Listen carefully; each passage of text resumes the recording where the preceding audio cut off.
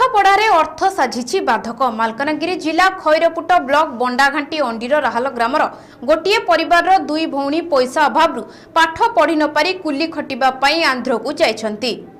परिवार कहले मां और दुई भौणी बापा आरपारी को चली जाइथिबा बेले दुई भौणी मंगुली बत्री गुरुवार बत्री दुई जना गोविंदपाली और खैरपुट स्कूल रही 10म श्रेणी उत्तीर्ण कर आगु को पढ़ा माँ पाखरे सक्षम नथिबारु आंध्र को काम करबा पई चली जाइछंती।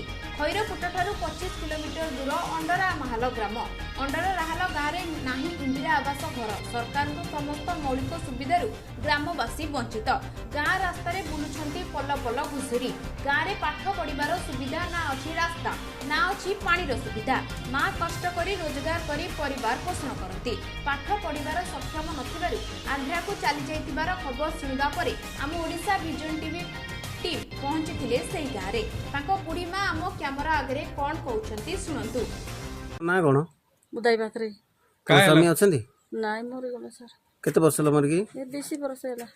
हां कोन तुम झियो माने कोन जे मन तो पैसा नै बोले फिर आंध्रा गला आसी आंध्रा गले मैट्रिक पास कले नाइ होय पास कोन ना कोन झियो मानकर गुरुवारी बात्री गुटे मंगली बात्री को स्कूल रे पाठ पढुथिले हाई स्कूल गुटे से को हाई स्कूल रे खैरपुट और गुटे कोइनपाली गुमा गुमा गुमा और डाबू नाइनी बोली आंध्रा उठी गला नी